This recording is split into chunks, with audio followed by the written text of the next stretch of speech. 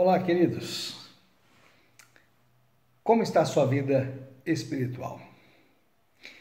Normalmente nós dizemos assim, vai bem. Isto porque, quanto à nossa vida espiritual, como a espiritualidade é uma relação mais mística e interpessoal entre eu e Deus, você não precisa saber tanto detalhe, quanto se eu disser alguma coisa, basta. E então isso satisfaz. Mas se eu te perguntar, como está a sua vida emocional? E aí você certamente terá mais dificuldades para me convencer de que está tudo bem, ou convencer alguém de que está tudo bem. Jesus disse assim, pelos frutos se conhece a árvore. Então, naturalmente, uma pessoa que espiritualmente esteja bem, ela também está bem com os homens. Se ela está bem com Deus, está bem com a humanidade. Ela está bem consigo mesma. E estar bem espiritualmente não é sinal de que sempre estamos bem também emocionalmente. E nós precisamos compreender essas coisas. Tá? Eu quero orar com você neste momento. Hoje eu quero falar com você. Essa nossa aula hoje, nossa palestra hoje é um misto de emoções e espiritualidade. Eu quero tratar sobre a ansiedade. Vamos falar com Deus? Pai, muito obrigado por este momento, pela oportunidade que o Senhor nos dá de, como pessoas humanas, poder estudar para, através do conhecimento, ampliar, ó Deus, a nossa capacidade de lidar conosco mesmos, trabalhar as nossas emoções e sermos mais bem-sucedidos na vida num todo, Senhor, e até mesmo no desenvolvimento da nossa espiritualidade.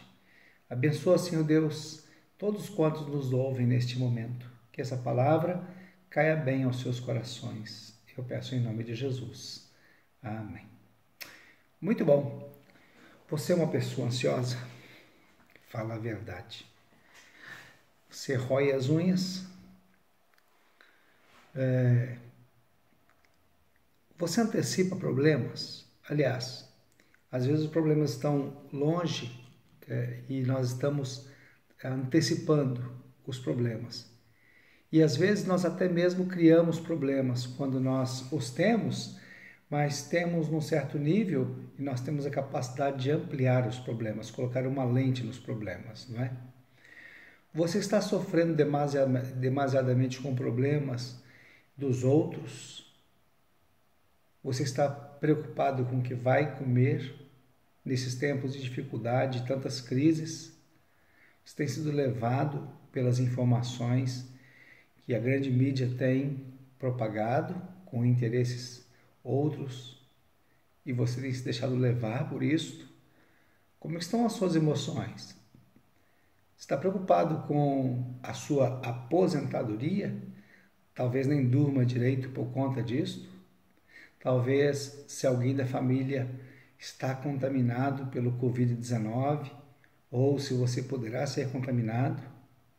Interessante que Jesus sabia que nós estávamos sujeitos a essas situações e por conta disso ele parou para ensinar os discípulos sobre isto. O texto de Lucas, no capítulo 12, do verso 22 ao verso 32, nós podemos acompanhar uma narrativa quando Jesus fala da seguinte maneira aos discípulos. Ele diz assim para os discípulos: por isso digo a vocês, não se preocupem com a sua vida, quanto ao que vocês irão comer, nem com o corpo, quanto ao que vocês irão vestir. Porque a vida é mais do que o alimento e o corpo mais do que as roupas. Observem as aves dos céus, que não semeiam, não colhem, não têm despensa, nem celeiros, contudo Deus as sustenta. Vocês valem muito mais do que as aves. Gostoso ouvir isso do próprio Deus, não é?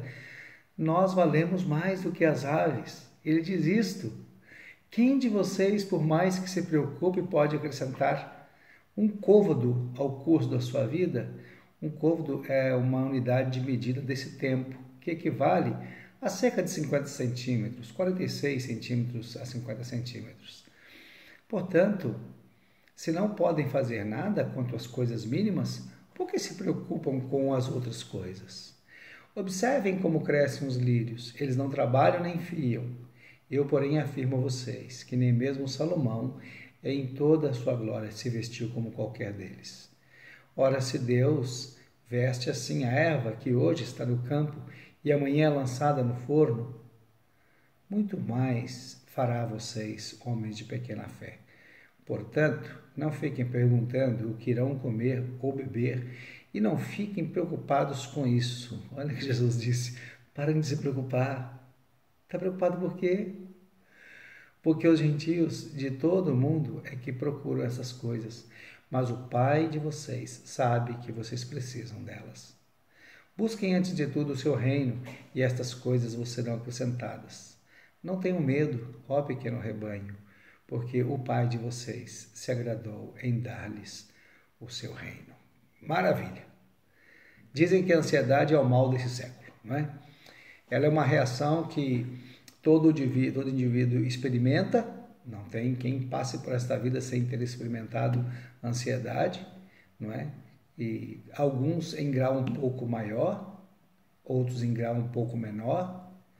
Alguns vivem a ansiedade por um período curto, outros instalam a ansiedade em si e desenvolvem um estilo de vida com base na preocupação, na ansiedade do dia de amanhã, das coisas de amanhã. Mas passamos também por ansiedades furtivas, momentâneas. Por exemplo, de repente alguém é convidado para falar em público. Aquilo causa uma ansiedade, um tremor, uma palpitação, não é? E quando vai chegando aquele tempo, então, até mesmo a voz começa a sumir.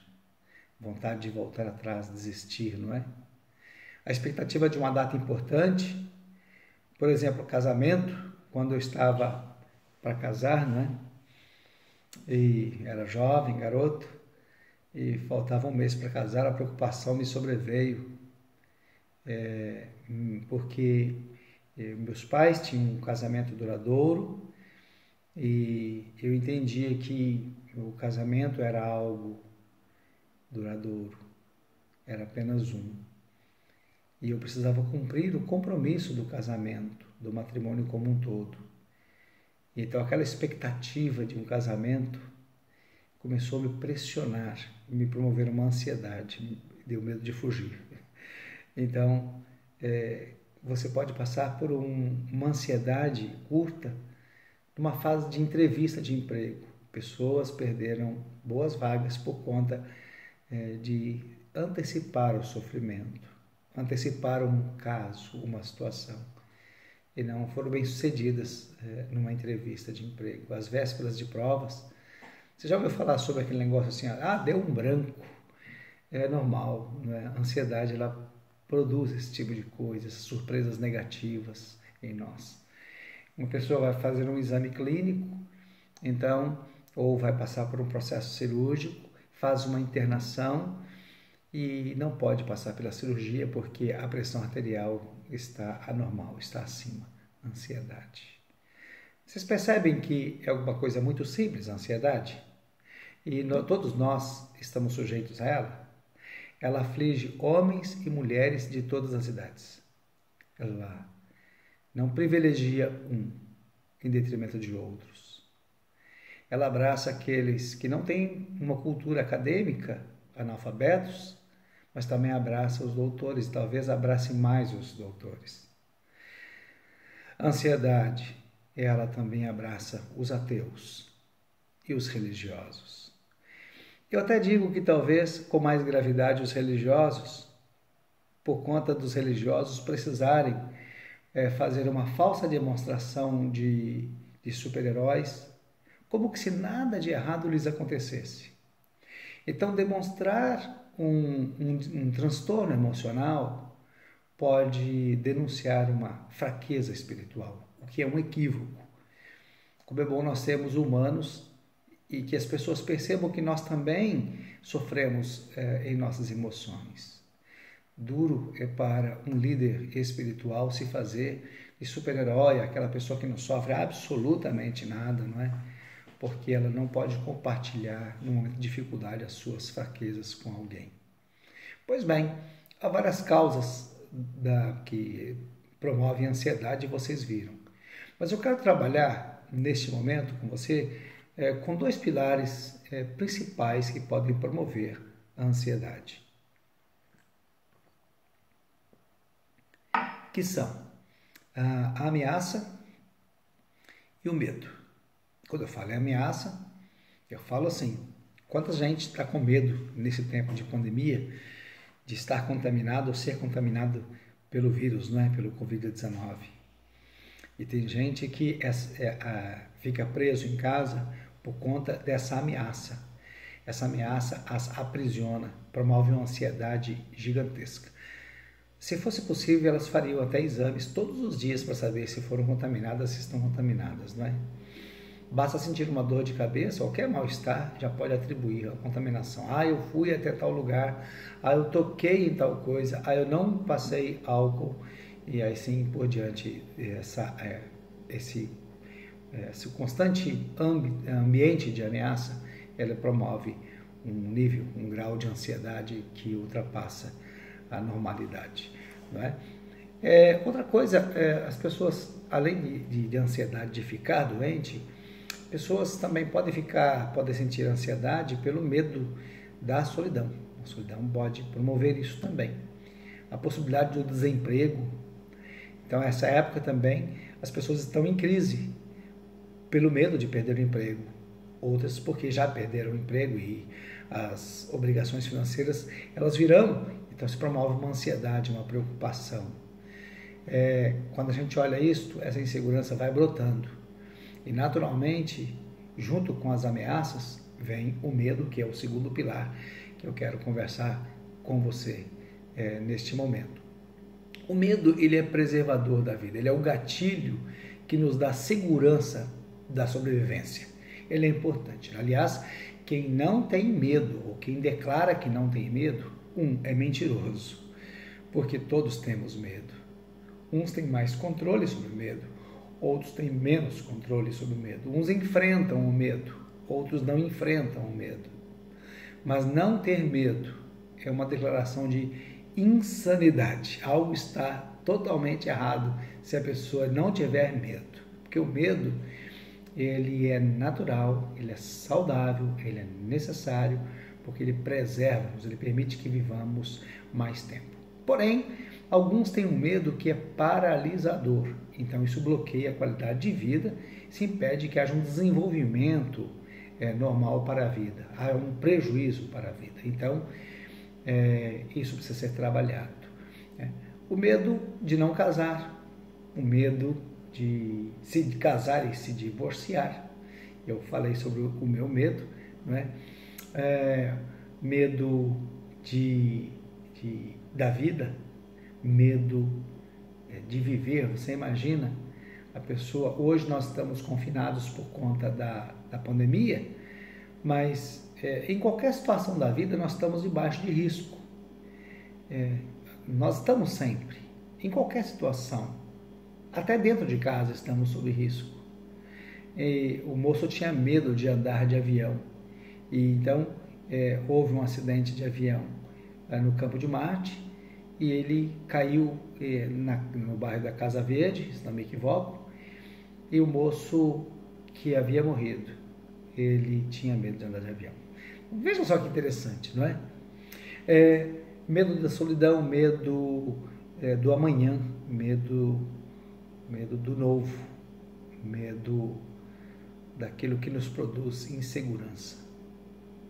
Isso promove em nós alguma coisa terrível, promove uma angústia interna. Isto é ansiedade. Temos medo do conhecido e temos medo do desconhecido, não é? Então, quando a gente olha sobre isso, a gente pensa em algumas coisas, né? Tinha um colega, um amigo que ele estava chorando. Então eu me aproximei e perguntei para ele por que ele estava chorando, se eu podia ajudar em alguma coisa. E ele disse assim: eu estou chorando preocupado, com medo da morte da minha mãe. Então, naturalmente, como qualquer um, eu perguntei: e a sua mãe está doente? Ela está internada? Não, ela está bem, eu estou com medo de perdê-la. A pessoa perde o controle das suas emoções e se permite divagar num terreno que produz somente ansiedade e temor e insegurança para a própria vida e não consegue desenvolver a vida no nível normal. Então a gente percebe com isto, olhando para um texto bíblico de 2 Timóteo, no capítulo 1, versos 6 e 7, eu percebo claramente que o medo, ele é mais que um sentimento. Ele ultrapassa isto. Ele é um poder dominador. É como um espírito opressor. Não que o medo seja um espírito mau, mas eu digo que como que um espírito opressor, como algo que te impeça de desenvolver as coisas na sua normalidade. Olha só esse texto da palavra de Deus, de 2 Timóteo capítulo 1, versos 6 e 7, diz assim: por esta razão, pois, te admoesto que reavives o dom de Deus que há em ti pela imposição das minhas mãos. Olha que interessante. Paulo está aconselhando Timóteo. Ele tinha um lastro familiar muito bom, de uma excelente espiritualidade. A sua avó, a sua mãe. Então, o lastro era muito bom. E ele tinha um dom espiritual, pastoral, do ensino. E o apóstolo Paulo está dizendo exatamente isso para ele. Eu aconselho a você que reavives o dom. Se está dizendo para reavivar é porque estava parado. Não é? E por conta de quê? A sequência do texto nos dá a entender que havia um certo temor de desenvolvimento desse dom espiritual, desse trabalho para o Senhor, dessa entrega para o Senhor. Ele diz assim: porque Deus não nos tem dado um espírito de medo, de covardia. Aí ele deixa claro, Deus não nos deu um espírito de medo e de covardia, mas de poder, de amor e de moderação. E veja que interessante, né? Então ele vai dar um chacoalhãozinho no Timóteo, para o Timóteo parar de ficar acuado e pôr os seus dons espirituais em prática sem medo e ser feliz para a glória de Deus, né?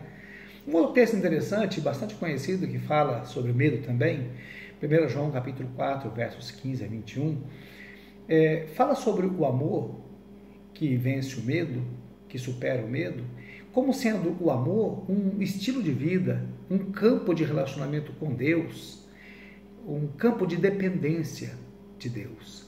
Nesse sentido, então, o amor, ele vence o medo. Ele diz assim: aquele que confessar que Jesus é o Filho de Deus, Deus permanece nele e ele permanece em Deus. E nós conhecemos o amor e cremos neste amor que Deus tem por nós. Deus é amor. E aquele que permanece no amor, permanece em Deus. É interessante, não é?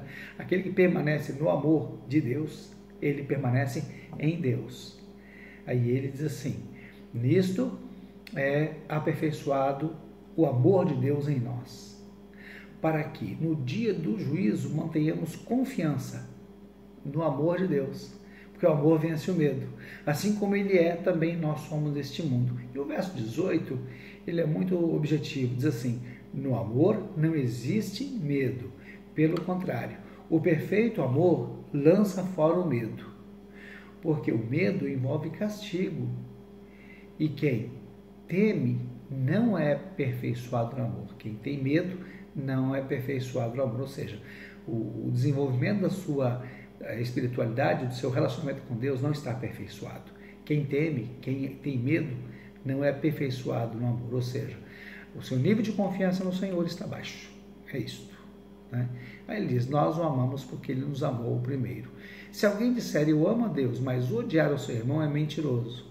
Quem está cheio do amor de Deus vence até o medo de amar as pessoas. Pois quem não ama o seu irmão a quem viu, como pode amar a Deus a quem não o viu? E o mandamento que dele temos é este: quem ama a Deus, que ame também o seu irmão. Então, a vida de dependência de Deus lança fora o medo, porque estamos num campo de relacionamento com Deus. E se estamos num campo de relacionamento com Deus, somos aperfeiçoados em Deus. Ou seja, nós somos menos temerosos, menos ansiosos, menos preocupados, temos menos taquicardia, temos menos problemas emocionais por conta desse relacionamento espiritual profundo com Deus, desse campo de relacionamento com Deus. Então, a dependência de Deus produz um amor que lança fora o medo. Daí, então, diminui o espaço para a presença do medo e chegando até mesmo a extingui-lo, né? Bom, as pessoas têm mais tendência de desenvolver medo do que outras pessoas. E a essas pessoas eu digo assim, busque mais a Deus, já que você sabe que tem uma tendência maior de temer. Então, busque mais a Deus, se aperfeiçoe mais no amor do Senhor. Com respeito a essas questões emocionais, e principalmente ligadas à ansiedade, ao transtorno da ansiedade, a maneira com que lidamos com isto pode produzir um nível de ansiedade maior ou menor, né? E, em geral, essas duas palavras, ameaça e medo, elas estão ligadas à ansiedade. Ameaça e medo estão muito ligadas à ansiedade. Elas produzem um resultado chamado ansiedade em geral.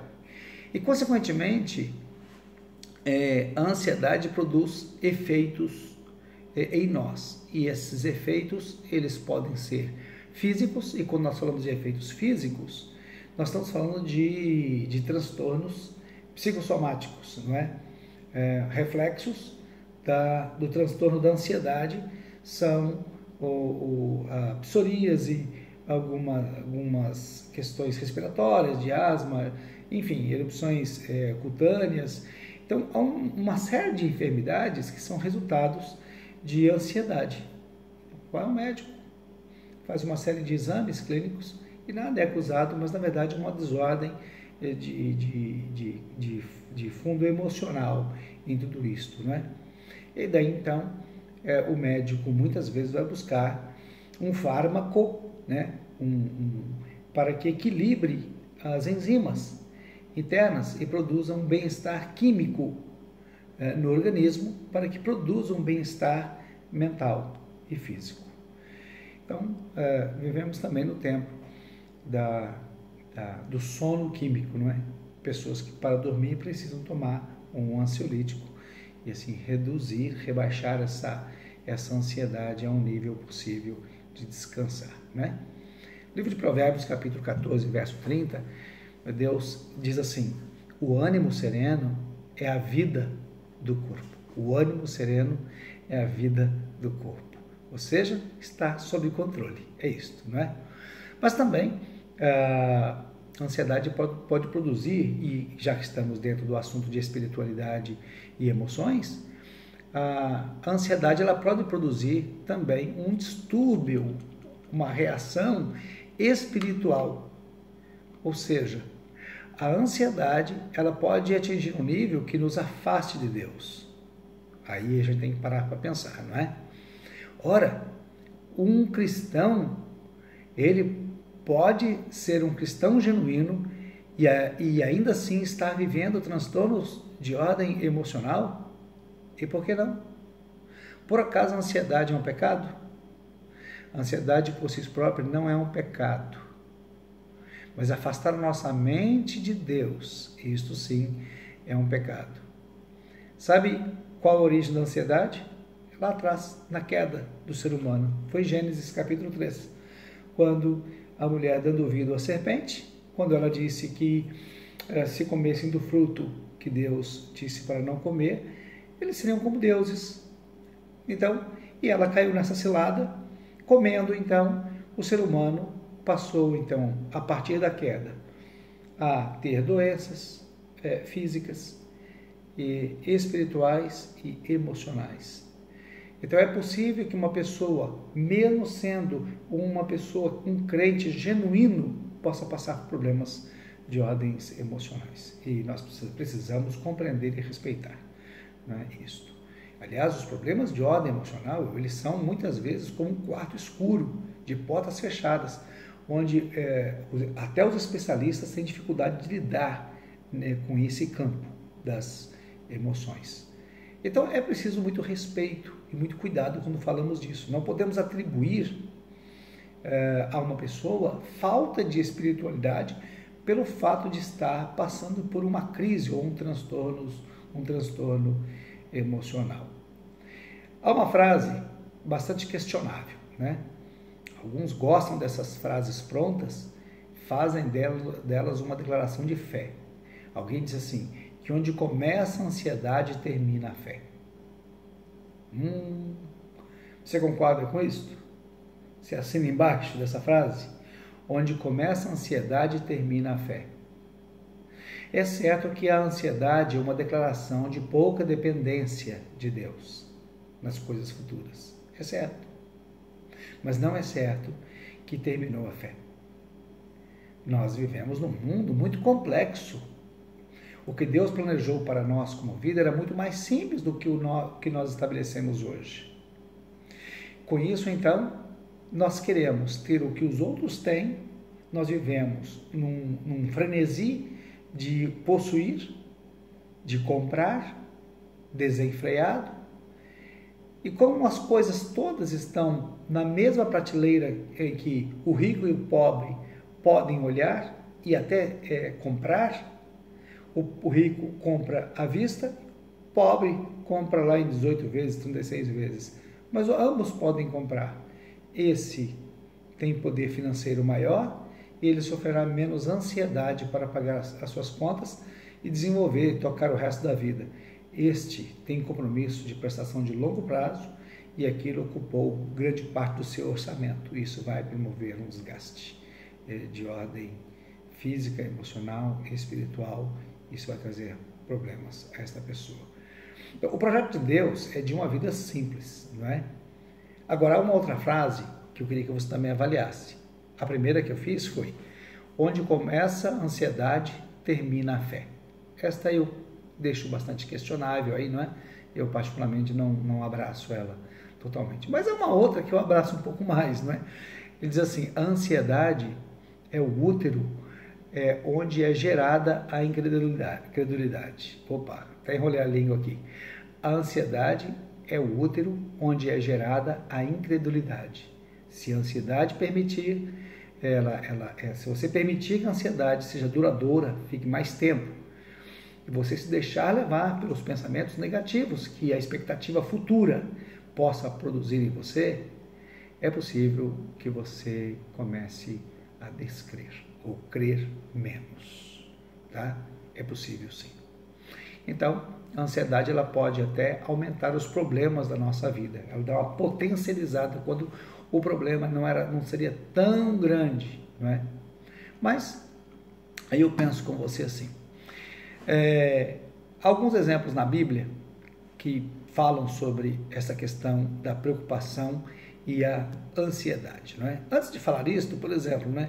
Você já viu que o ansioso, a pessoa preocupada, ela é sempre mais negativista e ela sempre olha o lado mais vazio do copo, enquanto que, por outro lado, uma pessoa que joga a ansiedade de lado, quando a preocupação vem, fala: eu vou confiar no Senhor, porque o amor lança fora o medo, ela tem mais facilidade para ver o copo cheio. Então, sabe aqueles cupins de terreno? Normalmente dá isso em chácaras, em sítios, né? Aquele montinho que é feito na areia, que a turma fala que é morrinho de cupim, né?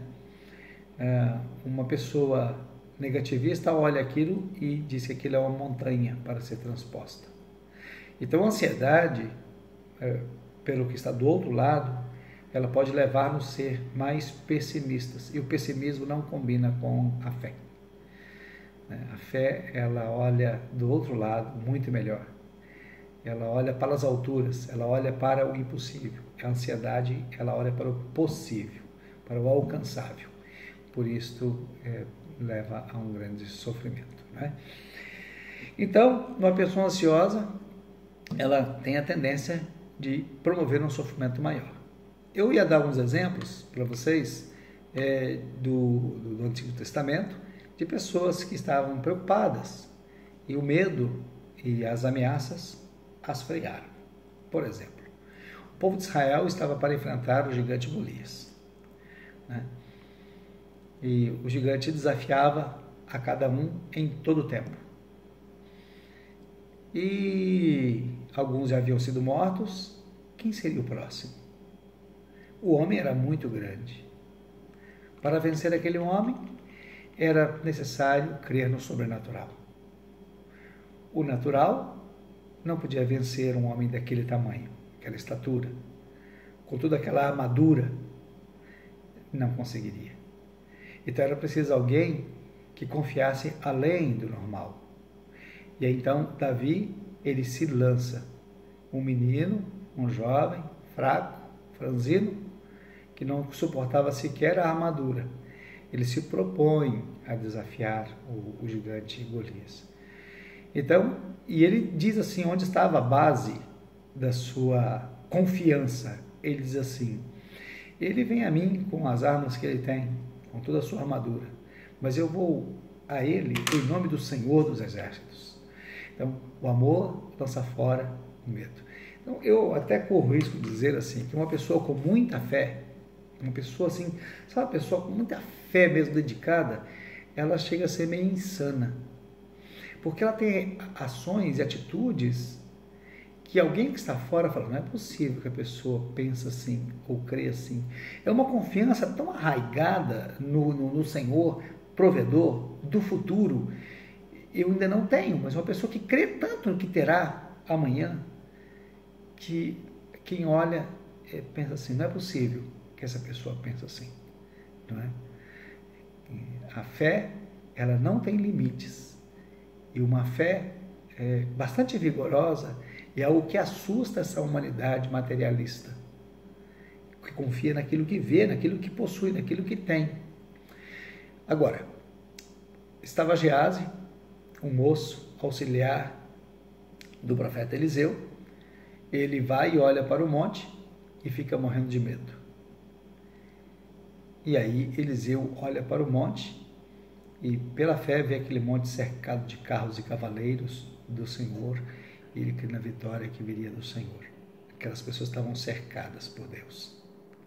Como é que você tem olhado a vida e esse tempo? Você tem vivido na expectativa daquilo que tem ouvido na televisão apenas? Você tem crido que Deus não perdeu o controle da história? Ele mantém a história, ele domina a história. No final de tudo, Deus estará. É interessante isso. Deus permite que o ser humano até promova esse caos, mas Deus não abandonou a história e não nos abandonou em meio à história. Então, Eliseu olha para o monte e vê a misericórdia do Senhor, o socorro do Senhor vindo, pronto, vindo. Ele confiava no Senhor. Eu passei um momento da vida que eu já contei esse testemunho algumas vezes. Eu lembro quando meus filhos pequenos, nosso orçamento estava muito justo e faltando, na verdade, né? E me recordo que naquele tempo eu e a Elaine sentamos naquela época se pegava o dinheiro, né? Não era como ter cartão de créditos hoje. Pegava-se o dinheiro e separava então, os dinheiros das contas, né? E você punha um clipezinho assim em cada conta, um elástico. Essa aqui é para pagar isso e contava. E eu me recordo então que nós havíamos separado o dinheiro para pagar as contas.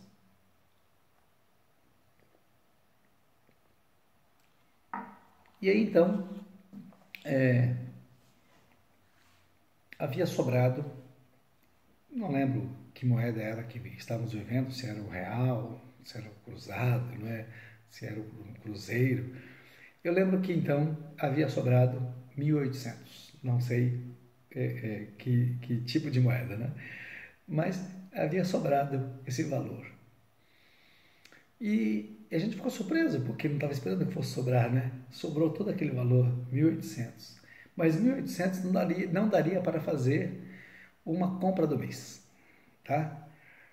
Manter os meninos que eram crianças, comprar leite e pão todos os dias, isso não era suficiente para o mês inteiro. E eu, funcionário público, recebendo mensalmente, não é? E à época, o funcionário público estava numa crise financeira muito grande, então, há uma inflação terrível. Então, contando o dinheiro, eu perguntei assim para a Elaine, você pôs aí o dízimo? o valor do dízimo? E aí ela naturalmente diz assim, não, mas se nós entregarmos o dízimo, nós não vamos ficar sem dinheiro algum, porque o valor do dízimo era exatamente esses 1.800, eu não sei o que era, né? Como se fosse 180, não sei. Importa, mas é o exemplo de fé, né? E aí, na hora me veio à mente assim,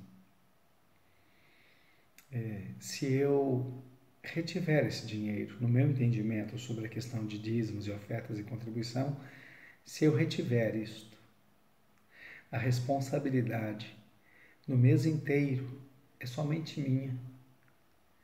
Se eu devolver isto que é do Senhor, a responsabilidade é do Senhor. Porque ele disse que ele derramaria em dobro, em maior parte, sobre os meus celeiros. Não é? Fazei prova de mim, diz o Senhor dos Exércitos, se eu não vos abrir as janelas dos céus e derramar sobre vós uma bênção tal que vos advenha maior abastança. Então separamos aquele dinheiro, colocamos no envelope e dissemos, este é dízimo. E daqui para frente, o problema nosso é de Deus. Deus tem um problema, não sou eu. E descansamos no Senhor. Me recordo que aquela noite, era uma sexta-feira, nós nos ajoelhamos ao pé da cama, por um lado tristes, porque já no dia seguinte não teria dinheiro para comprar pão e leite para as crianças, né? Ajoelhamos e oramos. Eu me recordo que o teste de fé foi dizer, Deus, assim como Abraão sumiu ao monte Moriá, ele não tinha o cordeiro para sacrificar. E lá em cima, ele sabia que o Senhor proveria o cordeiro. Eu sei que o Senhor também será o nosso provedor no tempo certo. Dormimos aquela noite. Ao amanhecer o dia bem cedo, então aparece em nossa porta um moço que foi membro da igreja onde eu estava trabalhando na época, pastoreando. Eu era seminarista. Ele desce as escadas, acho que era pastor novo. Ele desce as escadas dizendo, pastor, pastor, e abre a porta. Disse assim, rapaz, eu passei aqui que estou saudade do senhor e dos meninos. Ele estava afastado da igreja há algum tempo, por problemas de drogas, e já estava assim, sem nos ver, uns 10 meses por aí. Ele desce então com os sacos de pão bem cheios, bastante pãezinhos. Aí ele então, ele disse assim, estava conosco, orei por ele, falei, vem aqui, eu queria orar com você. Orei por ele, e ele subiu e falou, não, mas está faltando ainda. Foi lá em cima na sua Kombi, que ele distribuía pão e leite, e ele então encheu as mãos dos saquinhos de leite e trouxe os leites. Na mão dele, ele era grande, deve ter cabido uns 5 saquinhos de leite. E nós tínhamos pão e leite para as crianças, né? Deus é maravilhoso. E a ansiedade, ela no nível 0, nós sabíamos, daqui para frente o problema é de Deus. Então é melhor transferir o problema para Deus, não ficar com o problema. Se você ficar com o problema, você vai sofrer com muita ansiedade. E aí está o aspecto da fé na questão do controle das emoções da ansiedade. E aí eu digo a você, transfira para Deus. Às vezes nós precisamos ser bem irresponsáveis, não é? Nesse sentido, transfira para Deus. Faça a sua parte, não que não devamos trabalhar, não que não devamos poupar, não que não devamos fazer as nossas obrigações, mas já vai chegar um limite, um nível, e que você tem que depositar totalmente no Senhor e esperar nele. Então, a ansiedade ela pode tirar os nossos olhos de Deus, e naturalmente é uma tendência para isso, e colocar os nossos olhos nas circunstâncias. Estamos perdidos, o que vamos fazer no mês que vem? O que vamos fazer amanhã? Não temos o que comer. Ou dizer, Senhor, o Senhor prometeu que vai suprir as nossas necessidades, e eu confio no Senhor, e descansar nele. E não se importar, se você estava acostumado a comer todo dia, né? Aquele bauru, aquele misto quente, Deus não prometeu isso para nós. Não prometeu isso todo dia. Disse que não vai faltar o pão de cada dia para nós. O que ele vai prover à sua mesa? Pode ser muito mais do que isso, ou pode ser menos do que isso. mas o certo é que Ele vai prover. Então, a ansiedade ela tem o poder de tirar os nossos olhos de Deus. Então, tome cuidado com o nível de ansiedade que você está vivendo nesse tempo. Seus olhos podem ser tirados do Senhor. Né? Nós estamos com um nível de ansiedade de como retomar as atividades da igreja. O pastor Fábio fez um planejamento e o pastor Fábio tem sido uma bênção nesse tempo, nessa área. Deus tem dado a ele uma grande criatividade. E como vamos retomar? Vamos retomar as atividades. Como? Criativamente, na dependência de Deus. Alguns pensam, mas o que será da igreja? Uma igreja de Deus. A igreja do Senhor. E o que será das pessoas? As pessoas são salvas por Jesus. Ou não são. Você está entendendo o que eu estou dizendo? Ou não são. Nós vivemos um tempo de provas. Somos testados por Deus a todo instante, não é? Se a ansiedade tem o poder de tirar os nossos olhos de Deus, cuidado para você não ser dominado pela ansiedade e sair e tirar suas vistas totalmente do Senhor. Uma frase interessante que diz assim, que a ansiedade tem o poder de tirar os nossos olhos da eternidade e colocá-los somente nas coisas temporais. E é verdade. A ansiedade tem o poder de tirar os nossos olhos do eterno, do milagre, e colocar somente no possível. E quando o possível parece impossível, se você não estiver aperfeiçoado no amor, certamente você vai passar por uma crise de ansiedade muito grande. Foi por esta razão, e agora eu quero voltar ao texto inicial, foi por essa razão que Jesus disse algumas coisas interessantes aos discípulos, não é? E ele diz assim, verso 22, a seguir, Jesus se dirigiu aos seus discípulos dizendo, por isso eu digo a vocês, não se preocupem com a vossa vida. Quanto ao que vocês vão comer, nem quanto ao corpo, quanto ao que vão vestir. Eu fico aqui, estou usando essa blusa, né? Mas Deus não me prometeu dar essa blusa, Ele prometeu dar o que vestir. Isso aqui é modismo. Bem pode ser uma outra, mais simples. Não fique atrás de modas, de modismo. Não se desgaste, não proponha um desgaste espiritual e emocional maior na sua vida. Nós precisamos nos acomodar às coisas simples. Ele diz assim, porque a vida não é mais do que o alimento? Olha, não é mais importante viver do que comer? Deus está dizendo isso, não sou eu. É Jesus, porque a vida é mais importante que o alimento. Viver é mais importante que tudo. Você pode ter a geladeira cheia, mas se não tiver saúde, resolve. Se você não puder vestir uma roupa, resolve. E ele diz, e o corpo é mais importante que a roupa. Olha que coisa preciosa isso que Jesus está dizendo para nós, não é? Aí ele diz assim, observem as aves dos céus. Então ele manda a gente olhar passarinho. Quando estiver muito ansioso, eu te dou um conselho, tá? Vai olhar passarinho. Ele diz assim, observem os corvos dos céus, os pássaros dos céus. E não semeiam, não colhem, não têm despensa, nem celeiros. Contudo, Deus os sustenta. Vocês valem muito mais do que os pássaros. Deus está dizendo para nós. E Jesus dizendo, baixa a bola da sua ansiedade. Está ansioso por quê? Entendeu?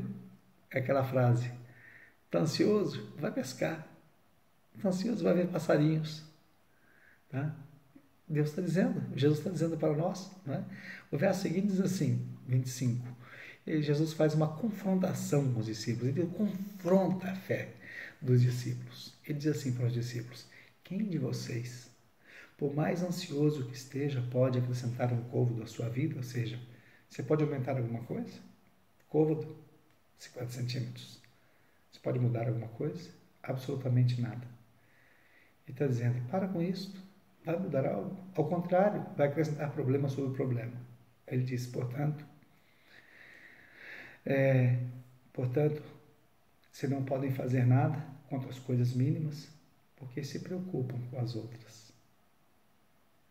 Observem os lírios. Então, outro conselho. Se estiver muito ansioso, vai olhar para as flores, para as flores, para os lírios. Ele diz, eles não trabalham, eles não fiam, Jesus não está dizendo para você não trabalhar, não é?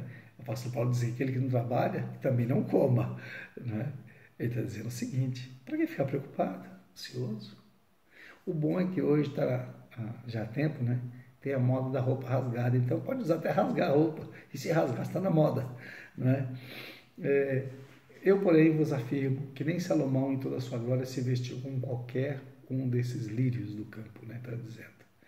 Aí ele conclui: ora, se Deus, Jesus dizendo, se Deus assim veste a erva que hoje está no campo e amanhã é lançada no fogo, muito mais fará por vocês, homens de pequena fé. Então, a ansiedade é vacilar na confiança para com Deus. Uma coisa interessante é que às vezes, hoje, nesse tempo que estamos vivendo, pela ansiedade, ela está presente em tanta gente. Então, nós corremos o risco de sermos contaminados, não pelo Covid-19, muito mais pela ansiedade, pelo pessimismo, do que pela doença pandêmica propriamente dita. Não se permita levar pelo negativismo, isso produz mal à sua vida. A ansiedade não agrada a Deus. E a ansiedade, ela é vacilar na confiança para com Deus. Está vacilando, seu vacilão na fé.